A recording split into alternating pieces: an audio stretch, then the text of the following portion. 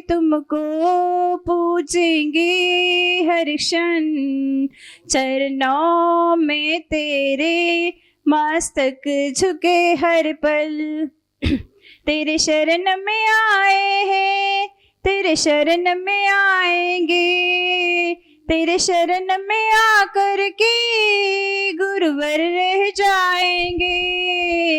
मेरे जिंदगी की आप तस्वीर हो, आने वाले कल की आप तस्वीर हो। पूजा है तुमको पूजेंगे हर क्षण, चरणों में तेरे मस्तक झुके हर पल। तेरे तेरे तेरे चरणों की पूजा, मुझको ना कोई ना गुरु मिला दूजा। तुझको ही तो मैंने जीवन का सब माना है, मेरे जिंदगी की आप तक आधार हो। आते जाते श्वास की आप गुरुद्वार है, मन में तेरी भक्ति को कैसे बसाऊं। छोड़ के इन चरणों को और कहाँ जाऊं। उपकार किए इतने कैसे मैं गिनाऊंगी, मेरे रोम रोम गुरुवर बस गाते जाऊंगी। मेरी जिंदगी की आप तकदीर हो, आने वाले कल की आप तस्वीर हो। पूजा है तुमको पूजेंगे हर क्षण, चरणों में तेरे गुरु मस्तक झुके हर पल। पूजा है तुमको पूजेंगे हर क्षण, चरणों में गुरुवर मस्तक झुके हर पल। सभी जन सिर झुकाएंगे और हाथ जोड़कर बोलेंगे, हे गुरुदेव नमोस्तु नमोस्तु नमोस्तु। हे गुरुदेव आपके अमृतवाणी से धर्म सभा को संबोधित कीजिए। नमोस्तु गुरुदेव, नमोस्तु गुरुदेव, नमोस्तु। आचार्यानुक्रमेण सकल कर्म क्षयार्थम भाव पूजा वंदना स्तव समेतम श्रीमत् श्रुत भक्ति कायो सर्गम करोम्यहम्। परम बिंदुशयुक्तम नित्यं ध्यायन्ति योगिनः, कामदं मोक्षदं चैवोंकाराय नमो नमः। अविरल शब्द घनोग प्रक्षालित सकल भूतल कलंकाः, मुनिर्पाशत तीर्थ्या सरस्वती हरितनोदुरतम। अज्ञानतिमिरान्धानां ज्ञानाञ्जन शलाकया चक्षुरुन्मीलितं येन तस्मै श्री गुरवे नमः। परम गुरुभ्यो नमः, परम प्राचार्य गुरुभ्यो नमः। सकल कलश बिंध्वंसकम श्रेयसां परवर्धकम, धर्म संबंधकम भवजी मनः प्रतिबोधकारकम। इदं शास्त्रम श्री परमात्म प्रकाश नाम ध्येयम्, अस्य मूल ग्रंथ कर्तारः श्री सर्वज्ञ देवाः, तदुत्तर ग्रंथ कर्तारः श्री गणधर देवाः प्रतिगणधर देवाः। तेषां वचोनुसार श्रीमद् आचार्य प्रवर श्री योगीन्दु देवहि विरचितं। मंगलम भगवान वीरो मंगलम गौतमो गणी, मंगलम कुंद कुंदार्यो जैन धर्मोस्तु मंगलम। सर्वमंगल मांगल्यम सर्वकल्याणकारकम, प्रधानम सर्वधर्माणां जैनम जयतु शासनम, जैनम जयतु शासनम। कोटिशतं द्वादशैव कोट्यो लक्षानशीतित्रदिकानि चैव, पञ्चाशदष्टौ च सहस्रसङ्ख्यमेतच्छ्रुतं पञ्चपदं नमामि। अरिहन्त भासयर्थं गणहरदेवीं गन्ध्यं सम्मं, प्रणमामि भक्तियुक्तो सुदनानमहों शिरसा। इच्छामि बन्ते सुदभक्ति काउशुगुरुसालुच्यम्, अंगो वंगो पैण्य पावडय पर्यम्मि सुत परमाणि योग पुब्बग चूलिया चेव सुतथि द्विधम्म काह्यं शनिच्च कालम।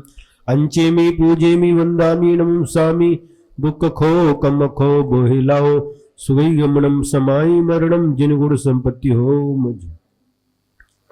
पौर्वाणिक स्वाध्याय वेलायाम पूर्वाचार्य अनुक्रमेण सकल कर्म क्षयार्थम भाव पूजा वंदना स्तव समेतम श्रीमदाचार्य भक्ति कायोत्सर्गम करोमि। स्वपरमति विभावना पटुमतिभ्य सुचरित तपोनिधिभ्यो नमो गुरुभ्यो गुण गुरुभ्य 36 गुण समग्गे पंचव्याचार करण संदर से शिष्यानुग्रह कुशले धम्मायरे सया वंदे संयमेणया तरन्ति संसार सायरम घोरम छिन्नन्ति अट्टकम्मं यम्मण मरणं न पावन्ति ये नित्यं व्रतमन्त्र होम निरता षट्कर्माभिरतास्तपोधन धनाः साधुक्रियाः साधवः शील प्रावरणा गुण प्रहरणा चंद्रार्कते जोधिकाः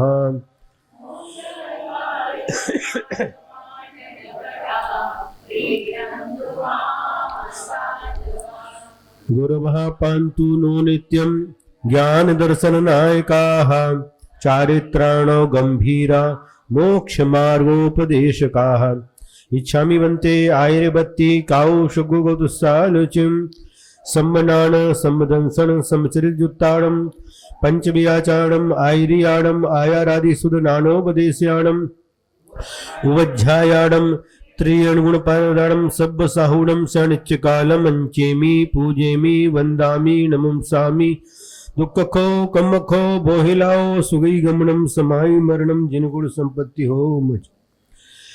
जे जाया झाण गिया कम कलंक डहेवी नित्य निरंजन नानमय सो परम अपनबेवी।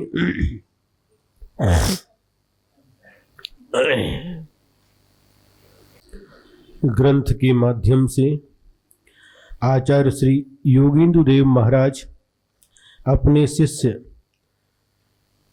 प्रभाकर भट्ट के लिए उनके प्रश्न पूछने पर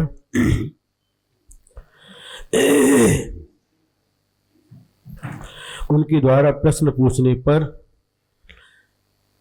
इन परमात्मा अंतरात्मा और बहिरात्मा का वर्णन कर रहे हैं। कल 26वां गाथा सूत्र हुआ था और 27वां। येन शुद्धात्मना स्वसंवेदन ज्ञान चक्षुषावलोकितेन पूर्वकृत कर्माणि नश्यन्ति तम किम न जानासि तम हे योगिन इति कथयन्ति। जिस शुद्धात्मा के द्वारा अपने संवेदन ज्ञान रूपी नेत्र से अवलोकित उस पूर्वकृत कर्म नाश को प्राप्त हो जाते हैं, उस आत्मा को तुम क्या नहीं जानते हे योगिन। इस प्रकार से यहाँ पर आचार्य महाराज कह रहे हैं। जे देठे तुटंति लहू कमय पुब कियाई सो पर जानहि जोइया देहि बसंतु न काई।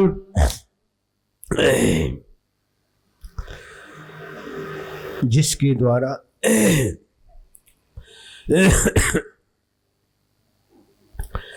जिसके देख लेने से है, जिसके देख लेने से जे दिट्ठे मतलब जिस परमात्मा को वीतराग निर्विकल्प समाधि में स्थित होकर जब अंतरात्मा देखता है और उसको देखने से लहू लहू मतलब शीघ्र ही पुप कियाई मतलब पूर्व कृतानी, कम्मई यानी कर्माणी, अतीत काल में जिन कर्मों का बंध किया है वह सारे के सारे कर्म पुट्टंती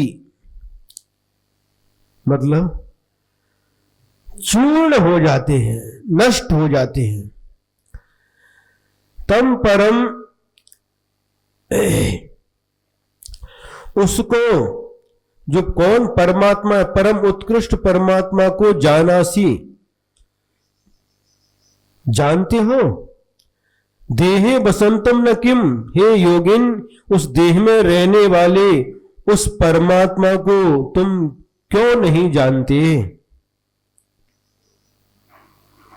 क्या अर्थ हुआ? जिस परमात्मा को बीत राग निर्विकल्प समाधि में स्थित होकर, जो अंतरात्मा बीत राग निर्विकल्प समाधि में स्थित होकर देखता है तो शीघ्र ही पूर्व उपार्जित कर्म नष्ट हो जाते हैं।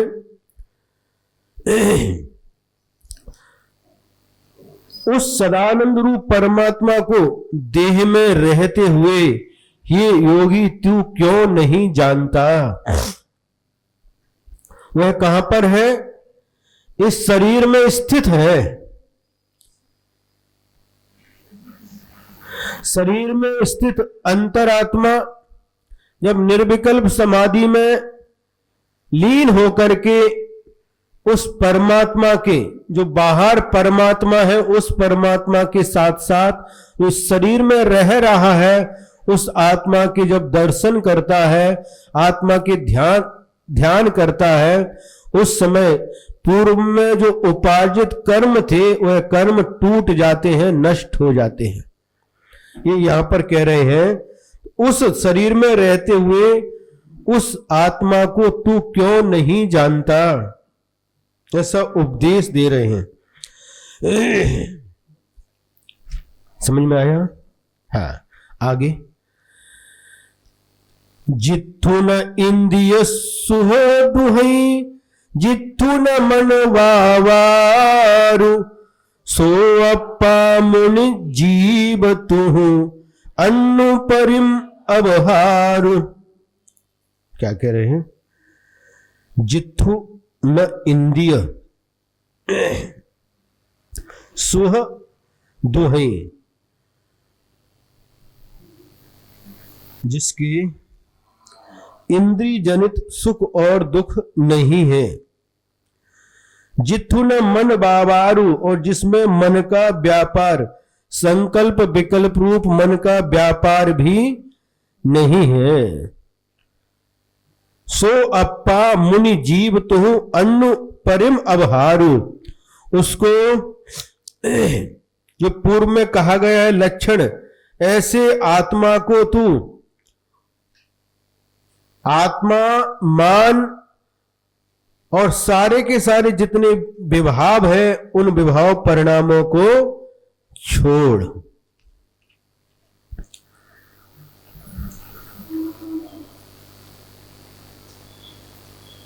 जब यह अंतरात्मा निर्विकल्प समाधि में लीन हो जाता है उस समय इंद्रिय जनित सुख दुख उसके अनुभव में नहीं आती, क्योंकि इंद्रियों का व्यापार रुक जाता है और मन का व्यापार भी, संकल्प विकल्प रूप जो मन का व्यापार है वह भी रुक जाता है।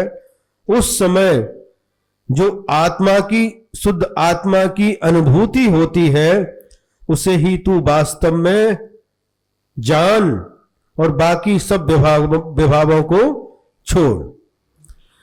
यहां पर टीकाकार ने लिखा है, निर्विकल्प समाधु सर्वत्र बीतराग विशेषणम किमर्थम कृतम इति। इस सभी जगह आपने निर्विकल्प समाधि के साथ में बीतराग विशेषण किस लिए लगाया है? तो उसका उत्तर दिया है कि जहां पर बीतरागता है वहीं निर्विकल्प समाधि पना है। इस रहस्य को समझाने के लिए निर्विकल्प समाधि के साथ वीतराग विशेषण जोड़ा है। अथवा ये सरागिणोपि संतो वयम निर्विकल्प समाधिस्थाः इति वदन्ति तन निषेधार्थम। क्या कहा है? और जो सरागी रागी द्वेषी लोग भी, जो राग द्वेष से सहित हैं, ऐसे लोग भी वयम निर्विकल्प समाधिस्था, हम लोग निर्विकल्प समाधि में स्थित हैं, इस प्रकार से कहते हैं। उसके निषेध करने के लिए ये वीतराग विशेषण लगाया है। क्योंकि रागी द्वेषी जो रहते हैं वह कभी भी निर्विकल्प समाधि नहीं कर सकते। संसार में जितने भी प्राणी हैं, आज एक पक्ष ऐसा भी है जो कपड़े में ही भोजन करते हुए गादी पर बैठ करके भी निर्विकल्प समाधि, आत्मा का अनुभव हो रहा है, होता है, इस प्रकार का कथन करते हैं। तो यहां पर कह रहे हैं कि निर्विकल्प समाधि तो नियम से कहां पर होगी? वीतराग अवस्था में होगी। सरागी को कभी निर्विकल्प समाधि नहीं हो सकती है। शुद्धोपयोग भी कहते हैं, चतुर्थ गुण स्थान में शुद्धोपयोग भी मानते हैं, लेकिन आचार्यों ने स्पष्ट लिखा है पहले गुण स्थान से लेकर के तीसरे गुण स्थान तक अशुभ उपयोग होता है, चौथे गुण स्थान से लेकर के सप्तम गुण स्थान तक शुभोपयोग होता है, और सप्तम गुण स्थान के उत्तरार्ध से 12वें गुण स्थान तक बढ़ता हुआ शुद्धोपयोग होता है, और 13वें गुण स्थान में शुद्धोपयोग का फल केवल ज्ञान होता है।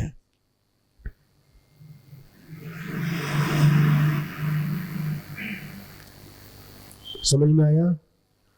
उपयोग के मूल में दो भेद बतलाए, एक शुद्ध उपयोग, एक अशुद्ध उपयोग। अशुद्ध उपयोग के दो भेद किए, शुभोपयोग और शुद्धोपयोग। श्रावक के पास में यदि मिथ्या दृष्टि है तो अशुभ उपयोग रहता है, यदि सम्यक दृष्टि है अथवा देश संयमी भी है तो भी शुभोपयोग रहता है। और जो मुनि महाराज रहते हैं उनके पास भी दो उपयोग होते हैं, एक शुभोपयोग और एक शुद्धोपयोग।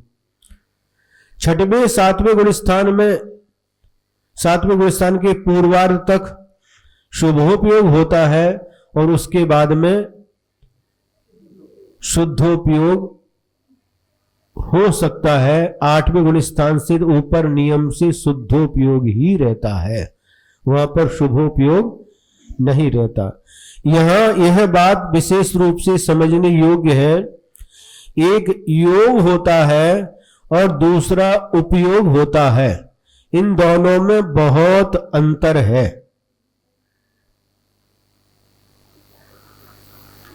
योग मतलब काय वांग मनः कर्म योगः, काय वचन और मन की क्रिया का नाम योग है। जब हम मन के माध्यम से विचार करते हैं उस समय आत्मा के प्रदेशों में जो स्पंदन होता है उसका नाम मनोयोग है। जब हम बोलते हैं, बोलते समय उन वचनों के माध्यम से आत्मा के प्रदेशों में जो परिस्पंदन होता है उसका नाम वचन योग है।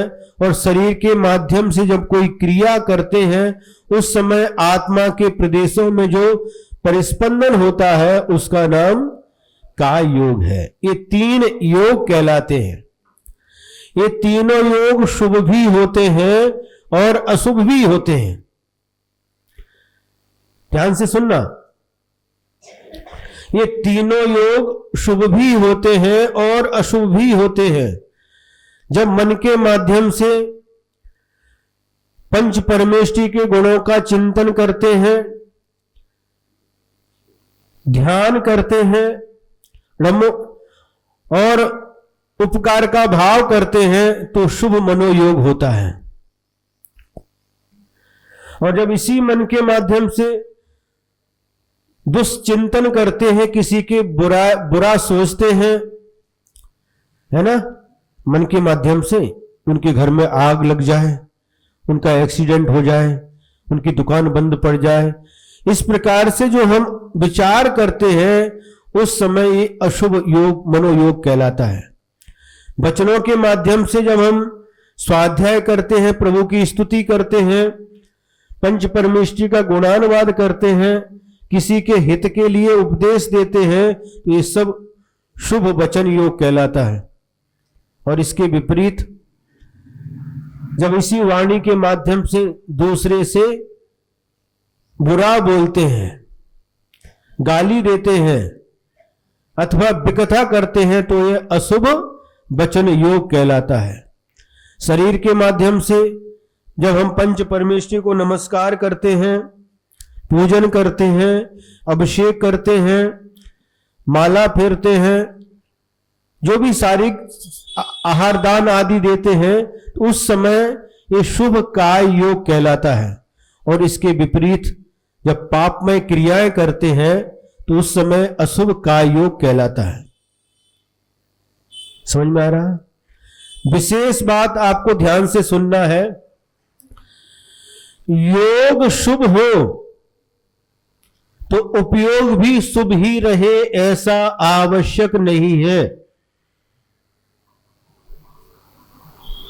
ध्यान से सुनना, योग शुभ हो तो उपयोग भी शुभ हो ऐसा आवश्यक नहीं है, और योग अशुभ हो तो उपयोग भी अशुभ हो ऐसा भी आवश्यक नहीं है। समझ में आ रहा है? महाराज उदाहरण देकर के समझाओ। देखिए, जो उपयोग होता है उसका संबंध गुण स्थान से होता है, और योग का संबंध मन वचन काय की क्रियाओं से होता है। हमने क्या कहा?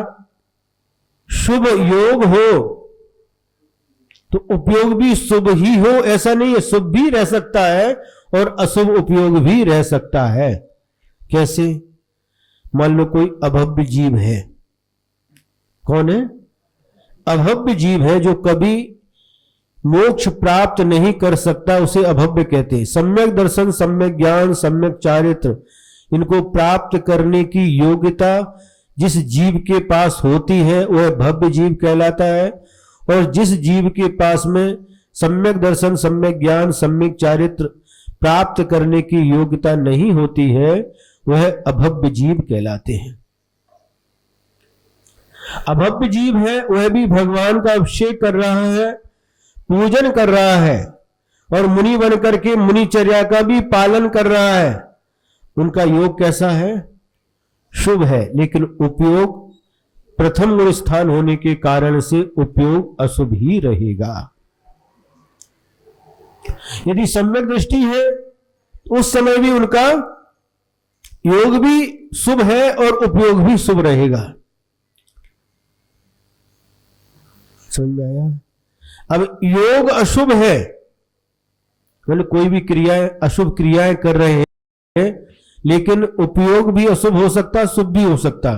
यदि मिथ्यात्व है तो अशुभ उपयोग रहेगा, और सम्यक तो है तो शुभ उपयोग रहेगा। महाराज और स्पष्ट करिए। भरत और बाहुबली ये दोनों प्रथम तीर्थंकर आदिनाथ भगवान के सुपुत्र थे। भरत चक्रवर्ती थे तो बाहुबली कामदेव थे। और जिस समय युद्ध चल रहा है, दोनों में 3 प्रकार के युद्ध हुए थे, दृष्टि युद्ध, जल युद्ध और मल्ल युद्ध। ये तीनों युद्ध हुए, और इसके बाद भी क्या किया? जब तीनों युद्धों में भरत चक्रवर्ती हार गए तो क्या किया? चक्र चला दिया बाहुबली के ऊपर। कौन सा योग है? अशुभ योग है, लेकिन उपयोग शुभ है, क्योंकि क्षायिक सम्यक दृष्टि है।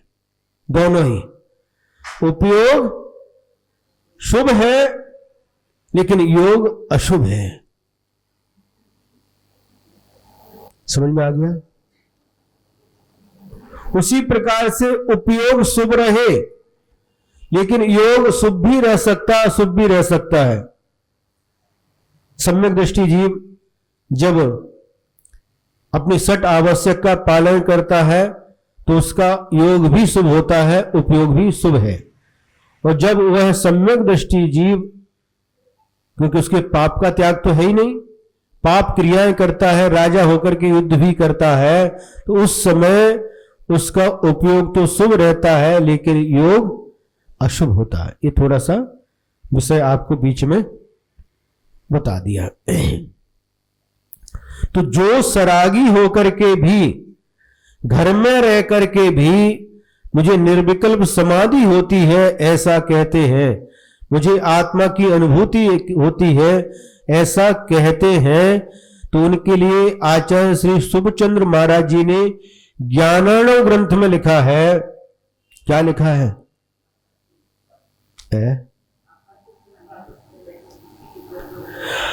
आकाश के फूल की माला बनाकर बंध्या के पुत्र की शादी में उसके गले में पहनाना। न आकाश का फूल होता है और न बंध्या का पुत्र होता है।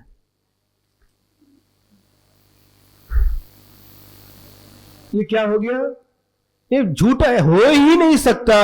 और फिर भी कहते हैं जो राग देश से लिप्त है, राग देश से जिनका चित्त मलिन है, पंच इंद्रिय के व्यापार में लगे हुए हैं, फिर भी कहते मुझे आत्मा की अनुभूति होती है, वे ध्यान करना चाहते हैं। तो आचार्य शुभचंद्र महाराज जी ने उसी ज्ञानार्णव ग्रंथ में लिखा है, वह व्यक्ति अपने सिर से सुमेरु पर्वत को फोड़ना चाहता है।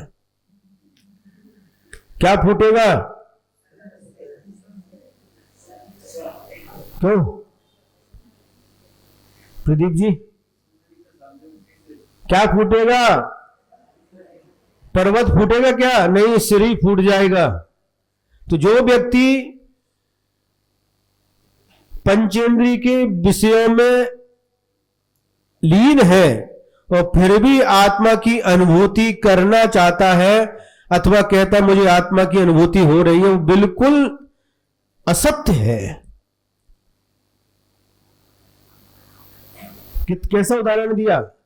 जो व्यक्ति पंचेंद्रिय के विषयों में लीन है और कहता मैं आत्मानुभूति करना चाहता हूं, वह अपने सिर से सुमेरु पर्वत को फोड़ना चाहता है।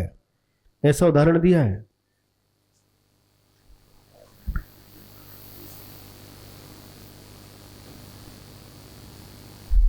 लिखते जा रहे हैं, सुनो भी, महाराज सुनते सुन करके लिख रहे हैं। तो इसलिए यहां पर आचार्य महोदय ने उस निर्विकल्प समाधिस्था इति वदंती, ये सरागिणोपि संतो वयम निर्विकल्प समाधिस्था इति वदंती तन निषेधार्थम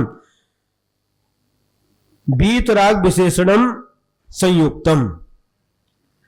जो सरागी हैं फिर भी कहते हैं मुझे निर्विकल्प समाधि होती है, उनके निषेध करने के लिए वीतराग शब्द जोड़ा है। जो निर्विकल्प समाधि होगी नियम से वीतरागता रूप ही होगी, ये नियम है। यह परमात्मा व्यवहारेण देहे तिष्ठति निश्चयेन स्वस्वरूपे तम आह। जो परमात्मा व्यवहार की अपेक्षा से शरीर में रहता है और निश्चय नहीं की अपेक्षा से वह अपने ही स्वरूप में रहता है, उसको कहते हैं। देहा देह ही जो वसई भेया भेय नयेन, सो अप्पा मुनि जीव तुहु किम अन्य बहुएन। क्या कह रहे हैं? देहा देह ही माने देह माने शरीर और अदेह माने आत्मा। जो रहता है, जो शरीर में और आत्मा में रहता है, कैसे रहता है? भेदा भेद नहीं न, भेद नहीं की अपेक्षा से वह कहाँ रहता है? शरीर में रहता है। और अभेद नहीं की अपेक्षा से कहाँ रहता है? अपनी आत्मा में रहता है। सो अप्पा, उस आत्मा को तुम जानो। इस प्रकार से कहा है, किम अन्य बहुएण तू, तुमको अन्य और सब बातों से क्या मतलब है? अपने से जो भिन्न है, ऐसे शरीर आदि पर पदार्थ, राग आदि विभाव परिणाम, इनसे क्या मतलब है?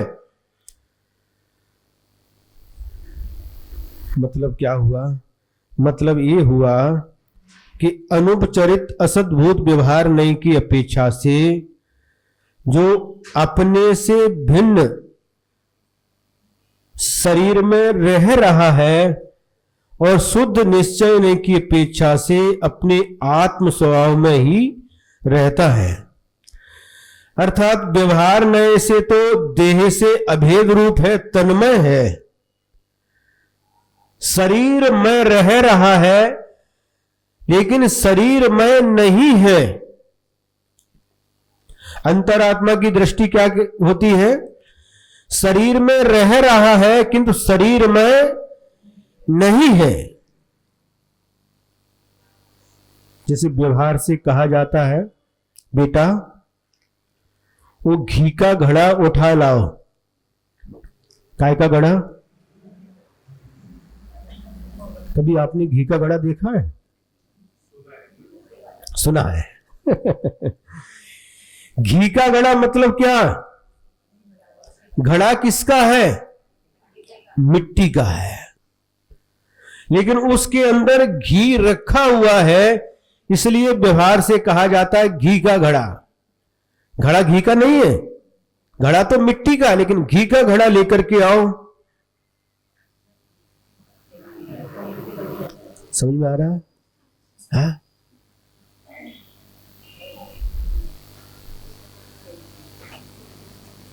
दूध की भगवनी उठा लाओ। भगवनी बोलते, मराठी में क्या बोलते? पतेली। दूध की पतेली लाओ। क्या पतेली दूध से बनी है? पतेली किसकी है? स्टील की रह सकती है, पीतल की रह सकती है, मिट्टी की रह सकती है, लेकिन व्यवहार क्या करते हैं? दूध की पतेली लाओ। क्योंकि और सारी और भी पतेलियां हैं, किसी में दाल रखी है, किसी में चावल है? तो इसलिए कहा दूध की पतेली लाओ, जिसमें दूध रखा है वह पतेली लेकर के आओ। घी का घड़ा लाओ मतलब और भी घड़े हैं, किसी में दूध है, किसी में दही है, किसी में पानी है। जब कह दिया घी का घड़ा लाओ मतलब जिसमें घी रखा है वह घड़ा लेकर के आओ, यह उसका अर्थ हुआ। उसी प्रकार से यहां पर अनुपचरित असद्भुत व्यवहार नहीं की अपेक्षा से यह जीव शरीर में रह रहा है और इसको जीव कहना है। मुनि महाराज के लिए उपदेश दिया है, जब चलना है तो ईर्या पथ से चलना, ईर्या समिति पूर्वक 4 हाथ आगे की जमीन देख करके चलना, जीवों की रक्षा करते हुए चलना। जीव दिखाई देते क्या? किसकी रक्षा करना? जीव तो दिखाई नहीं देता, जो दिखाई देता वो पुद्गल है। महाराज आपने ही बताया था, जो कुछ भी दिखाई दे रहा है हमारी पंचेंद्रियों का विषय बन रहा है वह सब पुद्गल है और जीव कभी दिखता नहीं। तो जीवों की रक्षा करो। जीवाणम रक्षणम धम्मो, जीवों की रक्षा करना धर्म है। जीव तो दिखाई नहीं देते, फिर किसकी रक्षा करें?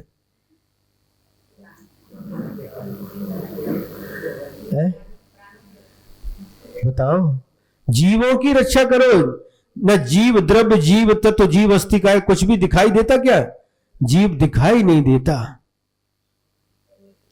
लेकिन फिर भी व्यवहार से कहा जाता है कि जो चल रहे हैं, फिर रहे, दिखाई दे रहे हैं, इनमें वह जीव विद्यमान है, इसलिए इनकी रक्षा करो।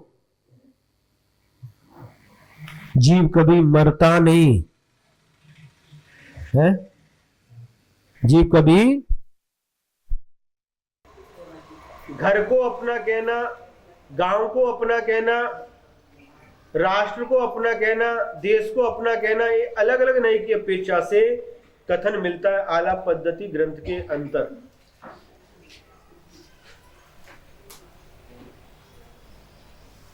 उसका विस्तार यदि आपको पढ़ना है तो आलाप पद्धति ग्रंथ को एक बार अवश्य पढ़िए।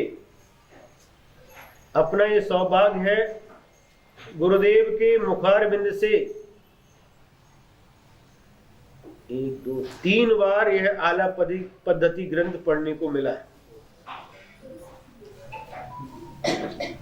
तो यहां पर प्रसंग में जो ये कहा जाता है कि आत्मा शरीर में है, शरीर में रह रहा है, वह अनुपचरित असद्भूत व्यवहार नय का विषय है।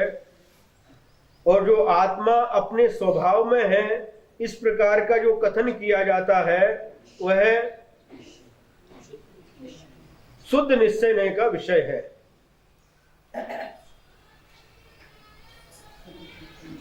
और निश्चय नय से ये आत्मा अपने ही स्वभाव में स्थित है और शरीर से अत्यंत भिन्न है, ऐसा समझना चाहिए उसे। हे जीव, तू आत्मा जान, अर्थात नित्यानंद बीतराग निर्विकल्प समाधि में ठहरकर अपने ही आत्मा का ध्यान कर।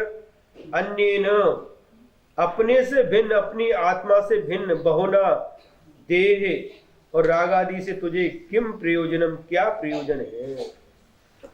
देह में रहता हुआ भी निश्चय से देह स्वरूप जो नहीं होता वही निज शुद्धात्मा उपादेय भूत है।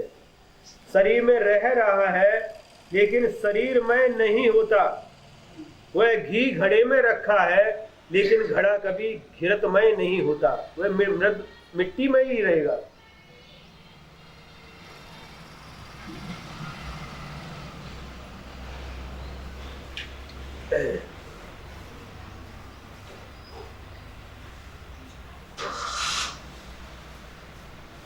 आवाज आ रही है? हाँ। अथ जीवा जीवयो एकत्वम मा कारसी लक्षण भेदेन भेदो अस्ति इति निरूपयति।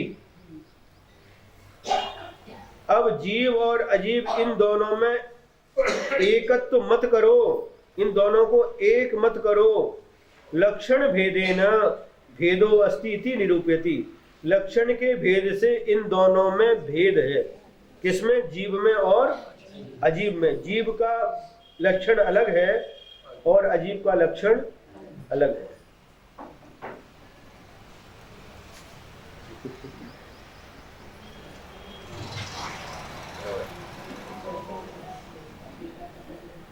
जीवा जीव म एक करी लक्षण भेव, जो पर सो पर भण भी मुनि अप्पा अप्पु अभेव। अपभ्रंश भाषा। जीवा जीव मां एक करी, तुम जीव और अजीव को एक मत करो।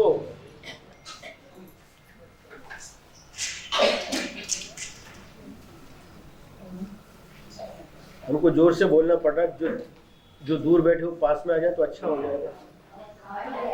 अरे आप तो बोल रही आप। जीवा जीवो मां एको कुरु, जीव और अजीव इन दोनों को एक मत करो। लक्षण भेदेन भेद, लक्षण के भेद से इन दोनों में भेद है। मतलब जीव का लक्षण अलग है और अजीब का लक्षण अलग है। जो जानता है, देखता है, जिसमें जानने देखने की शक्ति विद्यमान है, उसे जीव कहते हैं। और जिसके अंदर जानने और देखने की शक्ति विद्यमान नहीं है, उसे अजीब कहते हैं। तुझे नाव का है? नाव का है? ध्रुव. तो आता मी सांगितलं ते नहीं म्हणला. बच्चे जब पाठशाला में पढ़ते हैं तो उनको बताया जाता है जो चलते हैं फिरते हैं उसे जीव कहते हैं, और जो चलते फिरते नहीं है उसे अजीब कहते हैं। बच्चों को समझाने की परिभाषा है, सैद्धांतिक परिभाषा नहीं है। एक बच्चा को पढ़ा रहे थे, जो चलता है फिरता है उसे जीव कहते हैं। उससे पूछा, बताओ तुम्हारे पापा जीव है कि अजीब है? जीव है। क्यों? क्योंकि वो चलते हैं फिरते हैं। तुम्हारी मम्मी जीव है कि अजीब है? जीव है, क्योंकि वो भी चलती फिरती है। गाय जीव है या अजीब है? गाय भी जीव है, क्योंकि चलती फिरती है। घोड़ा जीव है कि अजीब है? जीव है, क्योंकि चलता फिरता है। चींटी वह भी जीव है, क्योंकि चलती फिरती है। इस प्रकार से बहुत सारे प्रश्न पूछते पूछते उससे पूछा, बताओ आपके घर में जो कार गाड़ी है वह जीव है कि अजीब है? वह भी जीव है, क्योंकि वो भी चलती फिरती है।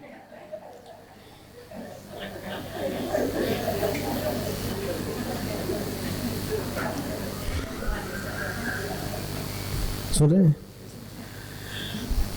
तो मतलब जब चल रहे हैं उसी समय जीव है, जिसमें ध्यान में बैठे हैं, स्थिर बैठे उस समय जीव नहीं है। ये परिभाषा ठीक नहीं है। स्थावर कायिक जो जीव होते हैं वो चलते फिरते नहीं है, एक ही स्थान पर जन्म से मरण तक वही रहते, तो वो जीव नहीं है? जीव है। सही परिभाषा क्या है? जो जानता है, देखता है, जिसके अंदर जानने देखने की शक्ति विद्यमान है, वह जीव कहलाता है, वह जीव का लक्षण है। और जिसके अंदर जानने देखने की शक्ति नहीं है, वह अजीब है। ये लक्षण बिल्कुल सही है। तो इन दोनों में लक्षण के भेद की अपेक्षा से भेद कहा गया है।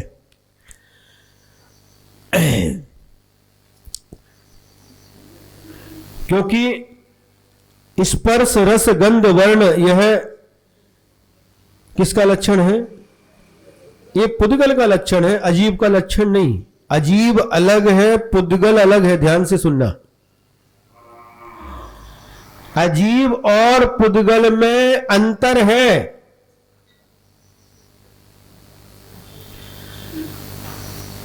द्रव्य संग्रह ग्रंथ की रचना करते हुए,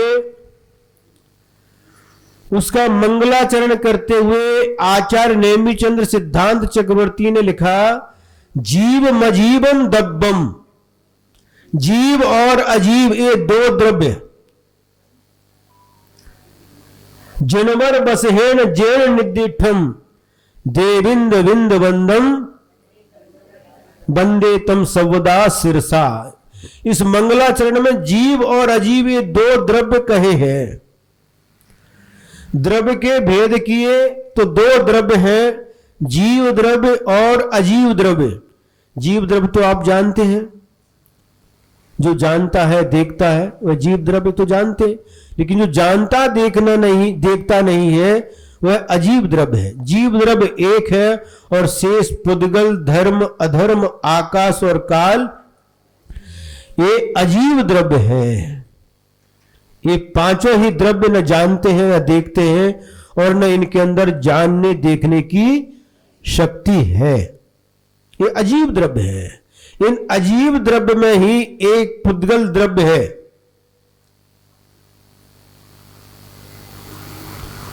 तो पुद्गल में और अजीब में क्या भेद है? जो पुद्गल है वह नियम से अजीब है और जो अजीब है वह नियम से पुद्गल ही हो, ऐसा कोई नियम नहीं है। जो अजीब है वह पुद्गल भी हो सकता है, धर्म द्रव्य भी हो सकता है, अधर्म द्रव्य भी हो सकता है, आकाश द्रव्य भी हो सकता है और काल द्रव्य भी हो सकता है। समझ में आ रहा है विषय कि नहीं? अजय, समझ में आ रहा कि नहीं? आ रहा है। तो इसलिए यहां पर जीव और अजीब इन दोनों को एक मत समझो, एक मत करो, क्योंकि आपका स्वभाव एक करने का है। कैसे महाराज? जब कभी जाते हैं, कभी दूध में पानी मिला देते हैं, है? कभी दूध को में पानी मिला देते हैं, एक कर देते हैं, कभी दूध में शक्कर मिला करके एक कर देते हैं, है? जब शरबत बनाते हैं उसमें नींबू और शक्कर मिला करके एक मिलाने का स्वभाव आपका है,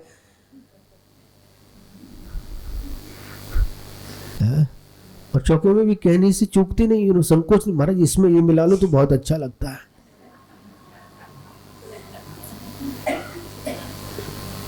इसके साथ ये मिला लो महाराज।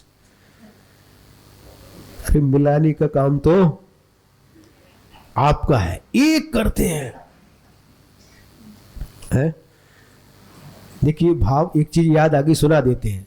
ये एमपी के लोग आए हैं, 2 लोग एमपी से आए हैं, मध्य प्रदेश जबलपुर के पास कटनी, और एक अतिशय क्षेत्र बहोरी बंद, नाम सुना कभी? हाँ, आचार्य श्री के साथ में 3 बार उस क्षेत्र पर जाने का सौभाग्य मिला।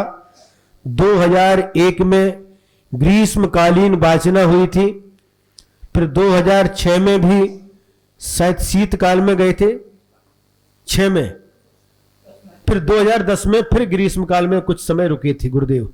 3 बार उस क्षेत्र पर गए।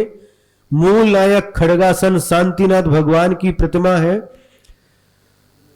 और छोटा क्षेत्र था। गुरुदेव के प्रवास से उस क्षेत्र का बहुत विकास हो चुका है। वहां पर ये निरंतर तब देखते थे, उस समय इनके बाल काले थे, कुछ काले थे कुछ सफेद थे, अभी पूरे सफेद हो गए हैं, लेकिन चश्मा काला लगा है।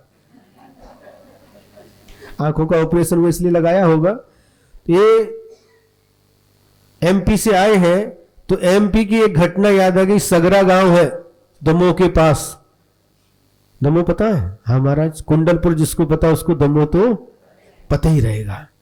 तो वहां के हैं, तो सागर में चातुर्मास था गुरुदेव का, और जब चौका खाली जाता था, मतलब बहुत सारे चौके रहते थे वहां पर। वहां पर ऐसा नहीं 2 महाराज तो 2 चौकी, 4 महाराज तो 4 चौकी, 10 महाराज तो 10 चौके। वहां की स्थिति अलग ही थी। 50 चौके प्रतिदिन, मतलब खाली, मतलब महाराज तो उतने ही थे। महाराज कितने थे उस समय? 27 महाराज थे, 24 मुनि महाराज थे और 3 अलग क्षुल्लक थे, और बाकी कुछ ब्रह्मचारी थे। तो लेने के लिए आते थे, लाइन लगती थी भैया जी को लेने के लिए आते थे। एक चौके में, नाम नहीं बताएंगे नहीं तो ये कहीं सुन लिया बस घटना सुनाते हैं। तो उस चौके में 2 थी। कौन थी 2? बहुत सारे लोग थे, लेकिन घर के जो 2 थी, दौरानी जिठानी थी या सास बहू थी, हमें ध्यान में नहीं आ रहा, लेकिन वो 2 थे। योगा योग से लगभग लंबा प्रवास रहा, 2-3 बार उसमें जाना हुआ। तो जब दूध देने का समय आता था, दूध देते थे, तो जो एक महिला जब दूध देती थी, दूध देते समय भगवानी से गिलास में निकालते समय ऊपर से जो मलाई रहती उसको ऐसे करती थी, दूध में देती थी। और दूसरी महिला जब दूध देती थी तो मलाई को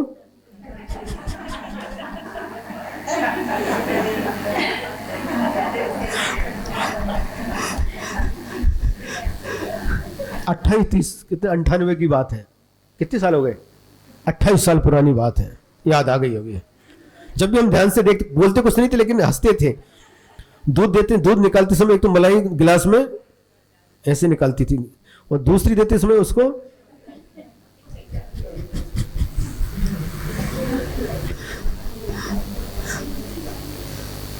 समझ में आ रहा कि नहीं? दोनों को देख, एक बार नहीं, 2-3 बार ऐसा, 2-4 बार ऐसा देखने को हमको। देखो अपने अपने भाव, उंगली दोनों की चल रही है।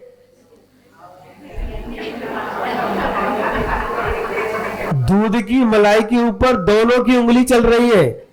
एक की उंगली दूध देने के लिए, मलाई देने के लिए चल रही है और एक की उंगली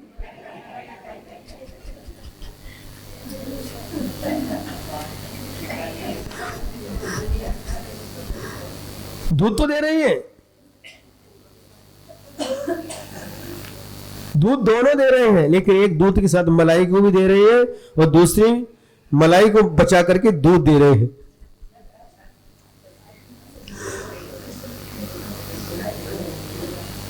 आपको क्या देते हैं?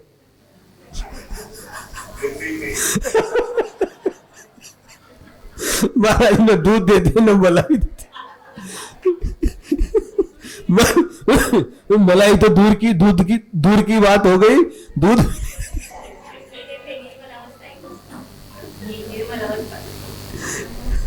अब क्यों नहीं देते ये बात अलग है। हो सकता है आपको पछता नहीं हो इसलिए नहीं देते है? हाँ, अलग अलग परिस्थिति हो सकती है। गुरु जी है परिस्थिति ब्रैकेट में बोल रहे हैं।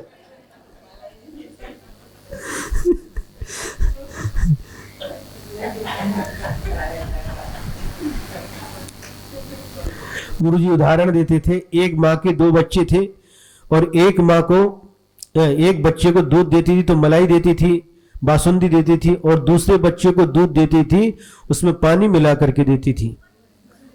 वो बच्चा कहता था, माँ तुम इतना भेदभाव क्यों करती हो? भेद विज्ञान किया करो लेकिन पक्षपात तो मत किया करो। हमको भी मलाई दिया करो। नहीं बेटा, तेरा लीवर कमजोर है, यदि मलाई दूंगी तो लीवर और कमजोर हो जाएगा, उसके ऊपर बोझ पड़ेगा, लीवर खराब हो सकता है। और जिसको मलाई देती हूं अब क्या है, पहलवान है, कुश्ती खेलता है, उसको मलाई दूंगी तो उसके लिए उसका शरीर पुष्ट बनेगा, हृष्ट पुष्ट बनेगा, लेकिन तुझे मलाई दूंगी तो तेरा शरीर और कमजोर हो जाएगा, तू बीमार पड़ जाएगा। हाँ, ये दृष्टि है तो अलग बात, इसमें पक्षपात नहीं है। मां समझती है किसको क्या परोसना है, कैसे परोसना है। क्यों असली दादी जी? हमारा उदाहरण एक गुरु जी का उदाहरण है, जो दूसरा उदाहरण दिया गुरु जी का उदाहरण है। तो मां को ख्याल रहता है कि किसको क्या परोसना, और धर्म पत्नी को भी ख्याल रहता है कि पति को आमने सामने बैठे पूछ लेंगे।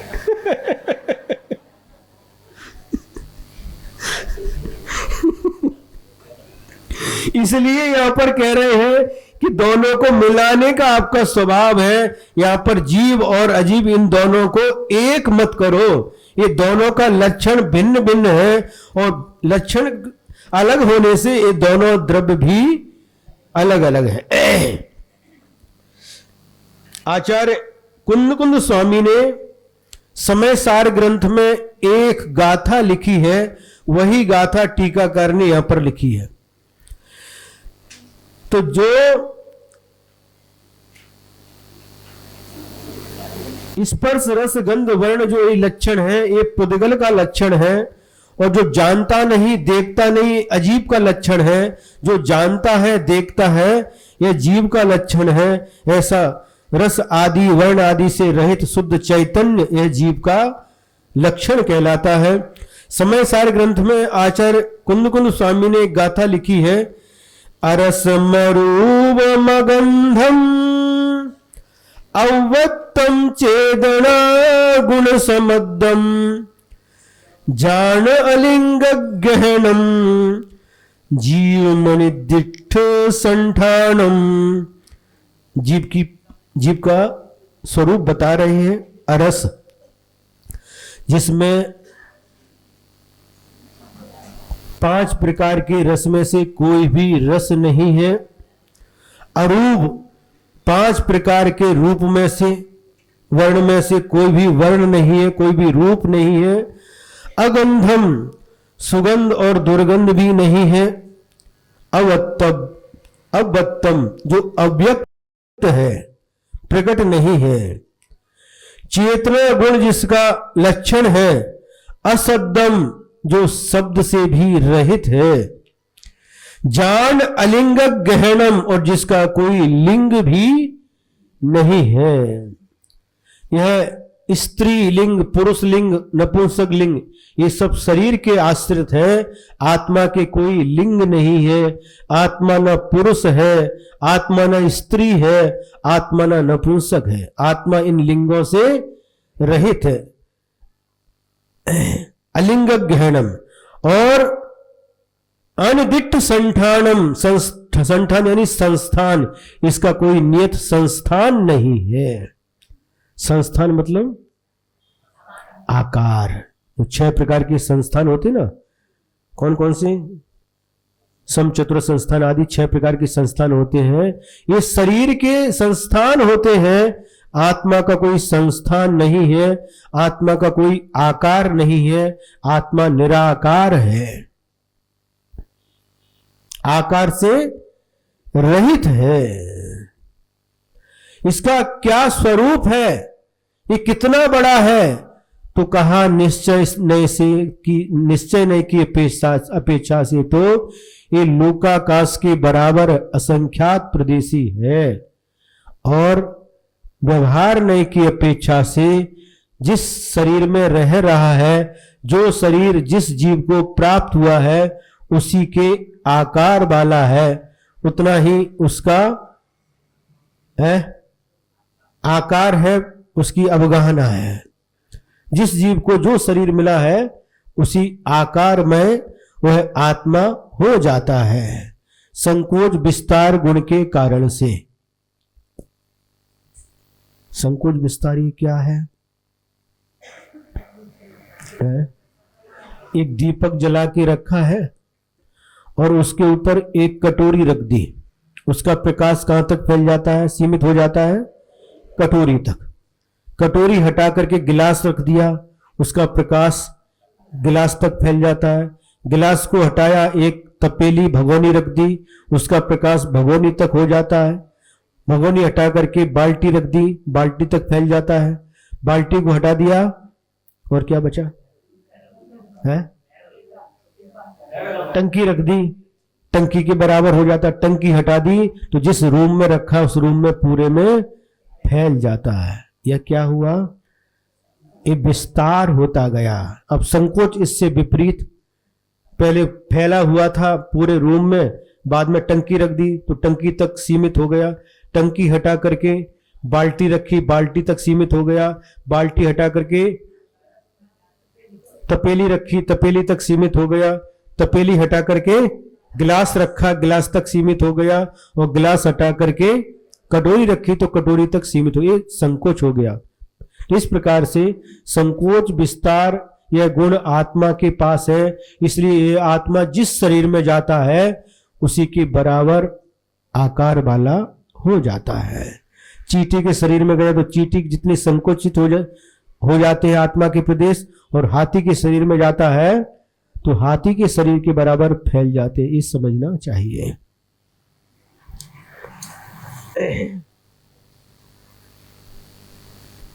ये सब जितने भी लक्षण बताए इसमें जीव के, वह सभी जीव के लक्षण है। जीव में ये सब नहीं होता, ये सब निषेधात्मक है।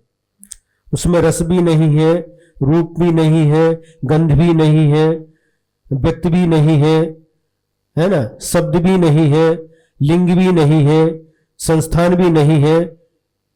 ये सब निषेधात्मक शब्द है। फिर क्या है? चेतना गुण। चेतना गुण इसमें पाया जाता है, वह जीव का लक्षण है। इस प्रकार से समझना चाहिए। तस्य शुद्धात्मनो ज्ञानमय आदि लक्षणम विशेषण कथयति। वह शुद्धात्मा का ज्ञानमय आदि लक्षण विशेषण के माध्यम से कहा जाता है। अमनु अनिंद्यो नानमो मुक्ति बिरहिउ चिमित्तु अप्पा इंद्रिय बिसौ नबी लक्षणु एहु निरुत्तु। क्या कह रहे हैं? वह शुद्धात्मा कैसा है? अमनु, मन से रहित है। उस शुद्ध आत्मा के मन भी नहीं है। अनिंद्रियो अनिंद्रियो, उसकी इंद्रियां भी नहीं है। शुद्ध आत्मा की इंद्रियां भी नहीं है, मन भी नहीं है। फिर कैसा है? ज्ञानमय है। मूर्ति विरहित, और मूर्ति से रहित है। इसकी कोई मूर्ति नहीं। मूर्ति मतलब आकार नहीं है।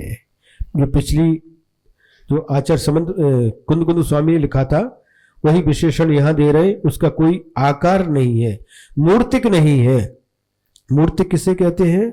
जो हमारे पंच इंद्रियों का विषय बनता है, जो द्रव्य अथवा पंच इंद्रियों में से किसी भी इंद्रिय का विषय बनता है, वह मूर्तिक कहलाता है। और पांचों इंद्रियों में से किसी भी इंद्रिय का विषय नहीं बनता, उसे अमूर्तिक कहते हैं। तो आत्मा कैसी है? मूर्ति रहित है और चिन्ह मात्र, चित मात्र यानी चैतन्य मात्र है। और यह आत्मा इंद्रिय विषयों नबी, इंद्रियों का विषय भी नहीं है। आत्मा के इंद्रियां भी नहीं है, और जिसके पास इंद्रियां हैं उन इंद्रियों का भी विषय नहीं है। मतलब आत्मा को स्पर्शन इंद्रिय से छू करके नहीं जान सकते, उसका कोई स्वाद भी नहीं, कोई रस नहीं, इसलिए चख करके भी नहीं जान सकते। उसमें कोई गंध नहीं है, इसलिए घ्राण इंद्रिय के माध्यम से सूंघ करके भी उसका ज्ञान नहीं हो सकता।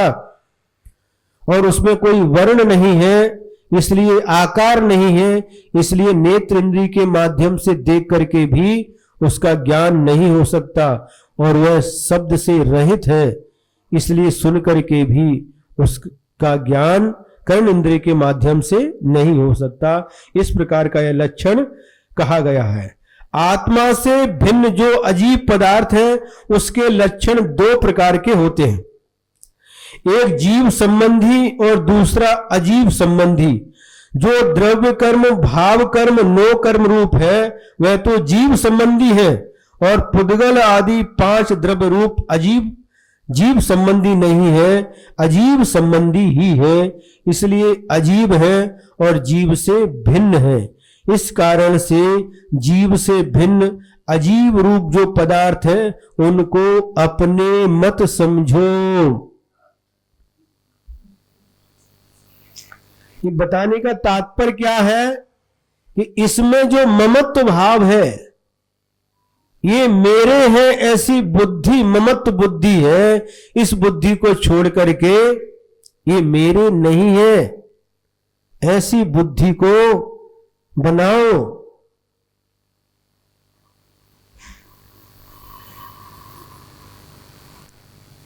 जीव संबंधी भी जो अजीब है, द्रव्य कर्म, भाव कर्म, नो कर्म, वह भी मेरे नहीं है। और अजीब संबंधी जो पुद्गल आदि है, वह भी मेरे नहीं है। ऐसा समझो, ऐसा चिंतन करो, इनको अपने मत समझो। है महाराज, हम अपनी नहीं समझते। कब तक? जब तक आपका प्रवचन चल रहा है तब तक।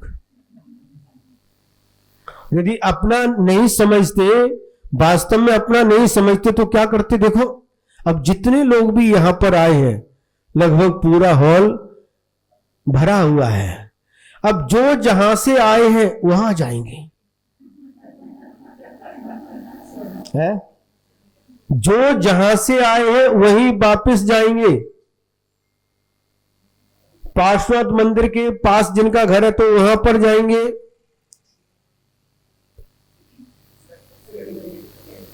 जोशी नगर वाले जोशी नगर में जाएंगे, श्रद्धा नगरी वाले श्रद्धा नगरी में रहेंगे, और ठोले कहीं नहीं जाएंगे, इसी घर में रहेंगे।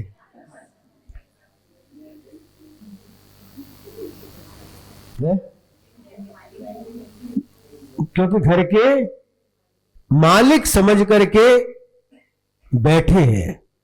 ठीक है, मालिक समझो, लेकिन नए का भी ज्ञान होना चाहिए। लेकिन वास्तव में ये मेरे नहीं है, इनको भी छोड़ करके जाना है कि नहीं?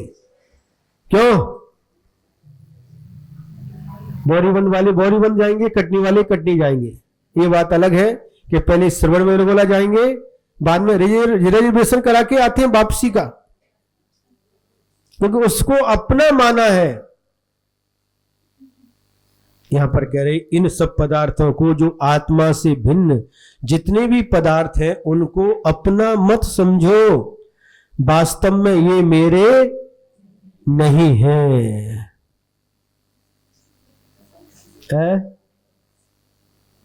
सुनने में तो बहुत अच्छा लगता है महाराज, लेकिन प्रैक्टिकल करना बहुत कठिन होता है। लेकिन थ्योरिकल से ज्यादा नंबर प्रैक्टिकल में मिलते हैं। बराबर है कि नहीं? हमको पता नहीं, बराबर है? हाँ, क्योंकि बहुत साल हो गए कॉलेज छोड़ करके। थ्योरिकल से ज्यादा नंबर प्रैक्टिकल में मिलते हैं। थोड़ा प्रैक्टिकल भी किया करो। पढ़ करके जाते हैं, दोबारा पढ़ते कि नहीं? हमारा जाते हैं दोबारा, जब यहां आते उसी समय पुस्तक खोलते आपके सामने। अरे थोड़ा तो कम से कम प्रैक्टिकल करो, 10 मिनट के लिए बैठो। मेरा कुछ भी नहीं है, मेरा कुछ भी नहीं है, किंचित मात्र भी मेरा नहीं है, मैं अकिंचन हूं, कुछ भी मेरा नहीं है। उस समय जब कुछ भी मेरा नहीं है, जब ऐसा चिंतन करते हैं, ऐसा विचार करते हैं, उस समय जो आनंद आता है वो अलग आता है,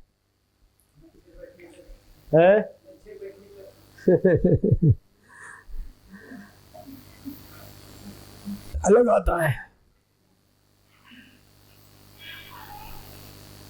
और प्राय करके जो मेरा नहीं है उसी तरफ ध्यान रहता है, जो मेरा है उस तरफ ध्यान जाता ही नहीं है। जो अपना है उस तरफ ध्यान जाता ही नहीं। पत्थर अहम का रखा जो कभी गलता नहीं, सब दिए जलते हैं पर मन का दिया जलता नहीं। धर्म की खोज में खोजते ढल जाती है शाम, सबका पता मिलता है खुद का पता मिलता नहीं।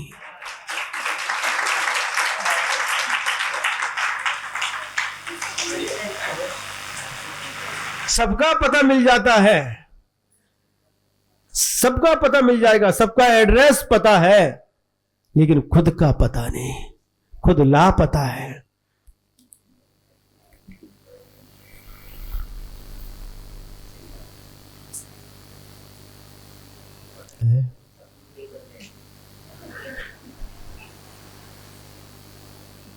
पूरी दुनिया में हम घूमते रहते, सबका पता मिलता है, लेकिन अभी कभी भी अपना पता नहीं मिला। सबकी जानकारी है, लेकिन स्वयं से अनजान बन करके हम जी रहे हैं। ये बहिरात्मा अनादिकाल से पर का ही परिचय प्राप्त करता रहता है। दूसरे का ही परिचय, अन्य द्रव्यों का ही परिचय करता रहता है, लेकिन कभी भी अपना परिचय प्राप्त नहीं कर पाता। यहां पर परमात्म प्रकाश में आचार्य योगिंदु देव उस प्रभाकर भट्ट शिष्य के लिए इन पर पदार्थों से ममत्व भाव छोड़ करके तो अपने आप में रमण कर खुद से परिचय करा रहे हैं। बात समझ में आ रही है? हाँ महाराज, समझ में तो आती है, लेकिन थोड़ी देर के लिए समझ में आती है, और जैसे गए वही घोड़ा वही मैदान। कभी भूल करके भी दूसरे के घर में नहीं घुसते। घुसते क्या? अरे कहीं भूल करके पड़ोसी के घर में भी घुस जाए, चलो नहीं, वो उनका घर है। हाँ, वो पाथरी वाली का अलग है, वो पाथरी का है बाजू में, हमारा ये। कहीं पाथरी वाले भूल करके इस घर में आ जाए और ये भूल करके उस घर में चले जाए, नहीं जाती। कितनी होशियार है आप लोग हैं, कितने होशियार है, दूसरे घर में नहीं जाते हैं। और कभी भूल से चले भी गए तो ये अचानक क्या होता, अरे कहाँ गए? बात करते करते और मोबाइल से बात करते करते दूसरे घर में घुस गए। वो देख, अरे यहां कैसे आ गए? और ये भी सोचे, अरे मैं कहां आ गया, ये मेरा घर नहीं है। जिस प्रकार से अपने घर के प्रति आपका दृढ़ विश्वास है यही मेरा घर है, उसी प्रकार से अपने आत्म तत्व के प्रति दृढ़ विश्वास जागृत होना चाहिए। यही आत्मा मेरा है, आत्मा को छोड़ करके कुछ भी मेरा नहीं है, ऐसा दृढ़ विश्वास जागृत होना चाहिए।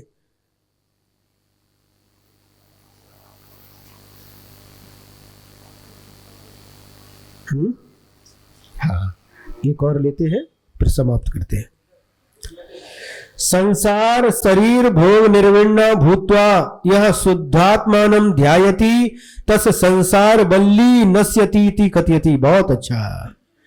जो संसार शरीर और भोगों से विरक्त होकर के शुद्ध आत्मा का ध्यान करता है, उसके संसार बल्ली नाश को प्राप्त हो जाती है। वल्ली समझते? वल्ली बेल, जो बेल रहती है वो, उसको वल्ली कह रहे हैं यहां पर।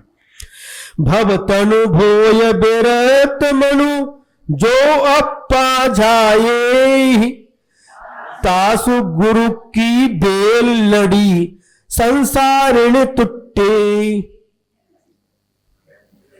भव यानी संसार, तनु यानी शरीर, और भो यानी भोग। इनसे विरक्त मनु, विरक्त मन वाला होकर के जो अपा झाये अपनी आत्मा का ध्यान करता है, तासु उसकी गुरु की बेलड़ी, बहुत बड़ी बेल भी। कौन सी बेल? संसारिणी, संसार संबंधी बहुत बड़ी बेल भी टूट जाती है।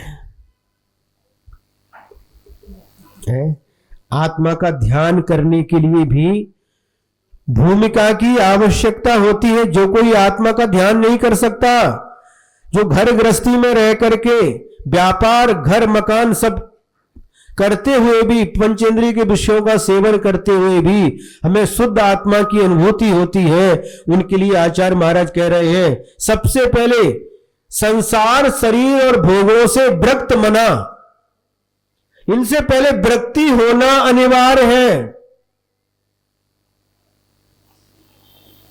सुनिए, ध्यान से सुनिए। इधर चाय का चस्का भी लगा रहे हैं और आत्मा, आत्मा, वाह आत्मा, ये कहने की चीज है क्या है? आत्मा, आत्मा, ये आत्मा कहने की वस्तु नहीं। मुझे आत्मा की अनुभूति हो रही है, चित्र भी है। पैंट शर्ट पहन करके बैठे हैं, सफारी सूट पहन करके, चित्र भी है। आत्मा की अनुभूति हो, पीछे सिद्ध के जैसे एक के बाद ऐसे चित्र बनाए हैं। हाँ, शुद्धोहम बुद्धोहम कहना अलग है, लेकिन उसका अनुभव होना अलग है। जैसे आप लोग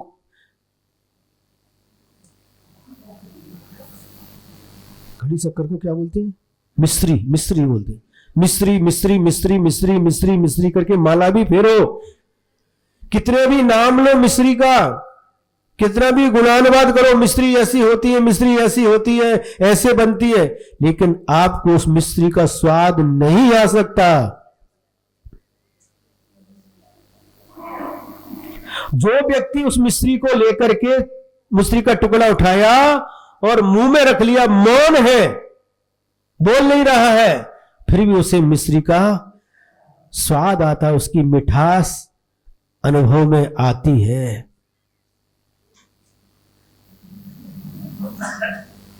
जिस समय आत्मा आत्मा कहते हैं उस समय आत्मा की अनुभूति नहीं हो सकती। आत्मा के बारे में जिस समय विश्लेषण कर रहे हैं बड़े बड़े आचार्य भी, जिस समय आचार्य श्री कुंद स्वामी समय सार ग्रंथ की रचना कर रहे हैं, उस समय उन्हें आत्मा की अनुभूति नहीं हो रही। आत्मा के बारे में व्याख्यान कर रहे हैं, उस समय आत्मा की अनुभूति नहीं हो सकती। आत्मा के बारे में प्रवचन करते समय बड़े बड़े आचार्य भी रहने दो, जिस समय आत्मा का विश्लेषण कर रहे हैं, आत्मा के बारे में प्रवचन कर रहे हैं, आत्मा के बारे में लिख रहे हैं, उस समय आत्मा की अनुभूति नहीं हो सकती है। ये सब छोड़ करके जब मन वचन काया की क्रियाओं से निवृत्त होकर के जब ध्यान की अवस्था में बैठते हैं, तभी आत्मा की अनुभूति होती है।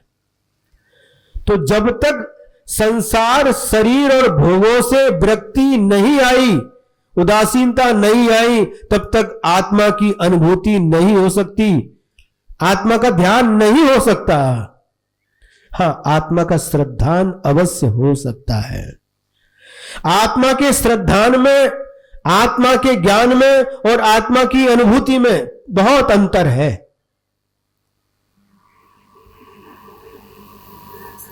आप श्रद्धान भी कर सकते हैं, आत्मा का ज्ञान भी हो सकता है, लेकिन आत्मा की अनुभूति नहीं कर सकते।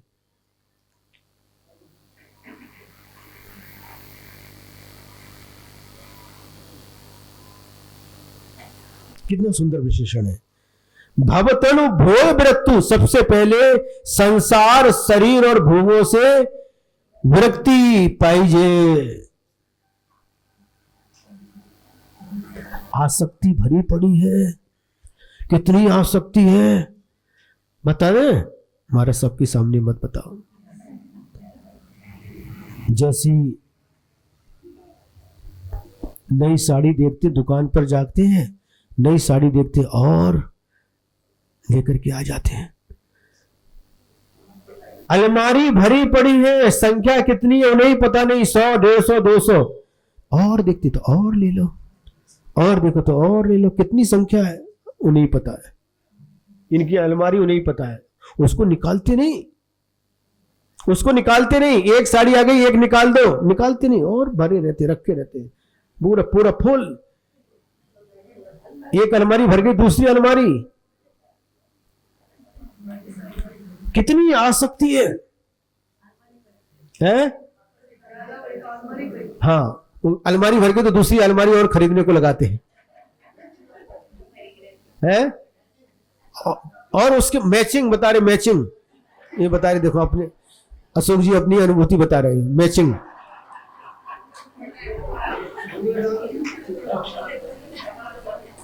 लेकिन वो अपनी नहीं बता रहे। उनने कहा महाराज कभी भी हमसे कुछ मांग नहीं की, इतनी अच्छी मिली है अर्चना भाई, कभी भी कुछ मांग नहीं की। सामने बोलते हैं? अच्छा।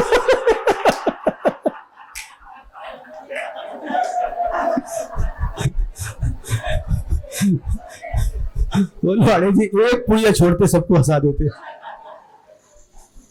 ऐसे लोग भी चाहिए, सब प्रकार के लोग चाहिए।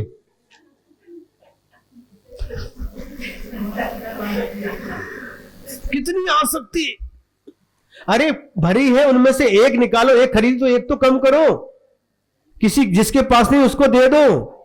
नहीं दादी रखी है, नहीं बहू के काम में आएगी, पोता बहू के काम में आएगी, भर भर के रखती। लेती नहीं, वो कहती पोता बहू नहीं लेती।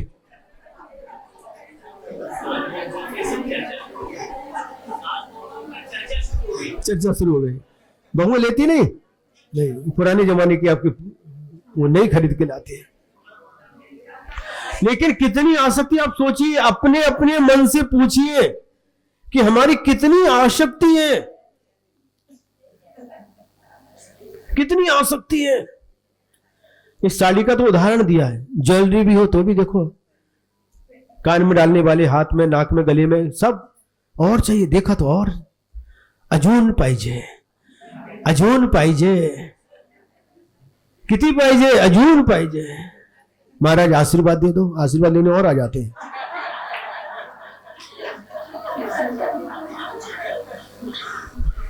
महाराज 20 एकड़ खेती और आशीर्वाद दे दो और बढ़ जाए, 50 एकड़ हो जाए।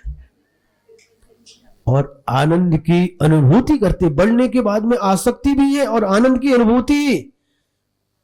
परिग्रह, आनंद, रौद्र, ध्यान। ध्यान कौन सा उस समय, उसमें आनंद मना रहे हैं और मिल गया और आनंद। वाह, 20 एकड़ थी 50 एकड़ हो गई। बावई में थी, होशंगाबाद के पास बावई में थी, और बढ़ जाए, और बढ़ाओ, बढ़ाते बढ़ाते जाते हैं। अरे उदाहरण दे रहे हैं, आपके लिए नहीं कह रहे, आप चिंता मत करो, आपके लिए नहीं कह रहे, उदाहरण दे रहे हैं। और बढ़ाते गए, और बढ़ा दो, और बढ़ा दो, बढ़ाते जाते हैं और उसमें आनंद की अनुभूति। आनंद, परिग्रह, आनंद, रौद्र, ध्यान। धन बढ़ रहा है, घर बढ़ रहा है। धन कितने प्रकार का होता है पता है? परिग्रह 10 प्रकार का। जब कभी समय मिलेगा तो बताएंगे। खेती बढ़ जाए, मकान 1 की 2 हो जाए, और सोना बढ़ जाए, चांदी बढ़ जाए, हाँ, पत्नी बढ़ जाए, ऐसा नहीं बोलते क्या?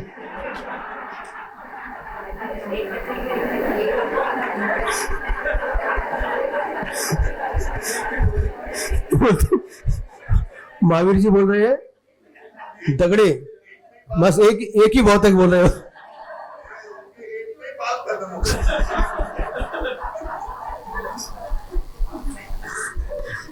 ये बढ़ाने के चक्कर में, बढ़ाने के बाद में अगर मतलब पुण्य की अगर बढ़ रहा है, चक्रवर्ती के पास भी इतनी विभूति है, लेकिन वह यदि आसक्त होता है, चक्रवर्ती भी तो नरक जाता है।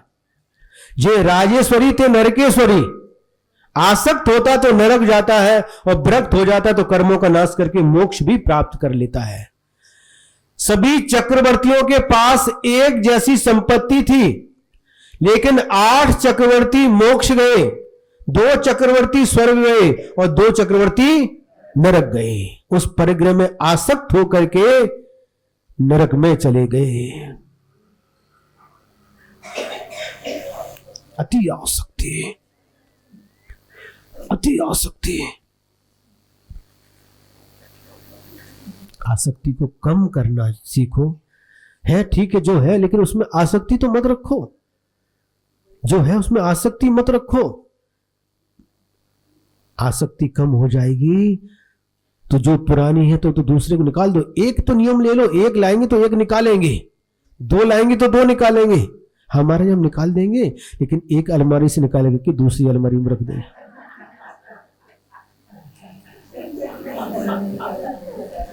ऐसे नहीं निकालना। कैसे निकालना?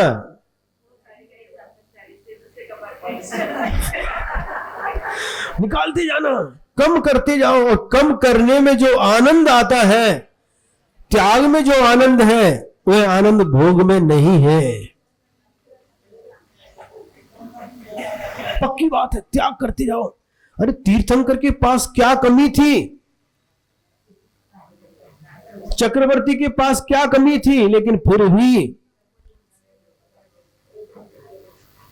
इत्यादि बहु संपत्ति जीर्ण तृण सम त्यागी। घर में उनको आनंद नहीं मिला, इतने सारे परिग्रह के बीच में रह करके भी वो आनंद नहीं मिला। और जब उनसे विरक्त हो जाते हैं तो वास्तविक आनंद प्राप्त करने की खोज में निकल जाते हैं। हाँ, समय हो रहा है, हो गया। तो संसार शरीर और भोगों से विरक्त मन होता हुआ जो आत्मा का ध्यान करता है, उसके संसार रूपी बहुत बड़ी बल्ली भी टूट जाती है। नश्यति शतचूर्णा भवति, सैकड़ों टुकड़े हो जाते, चूर चूर चूर हो जाती है। समय हो गया, आगे का कल देखेंगे। मात्रा पदवाक्यहीनम मया प्रमादाद्यदि किंचनोक्तम तन्मे क्षमित्वा विदधातु देवी सरस्वती केवल बोधि लब्धिम। बोधि समाधि परिणाम शुद्धि स्वात्मोपलब्धि शिव सौख्य सिद्धि। चिंतामणिं चिंतित वस्तु दाने त्ववन्द्यमानस्य ममास्तु देवी। त्ववन्द्यमानस्य ममास्तु देवी।